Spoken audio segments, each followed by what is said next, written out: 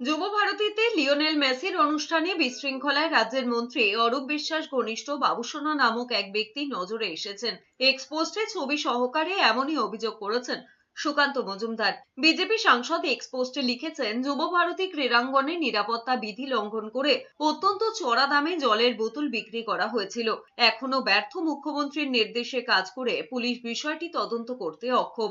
এই অবৈধ জল বিক্রির চক্রের সঙ্গে জড়িত বাবুসোনা নামে পরিচিত একজন ব্যক্তির নাম উঠে এসেছে। গুরুতর অভিযোগ থেকে বোঝা যায় যে এই ব্যক্তি বাবুসোনা একজন গুরুত্বপূর্ণ সদস্যের বিশেষ পৃষ্ঠপোষকতা উপভোগ করেন।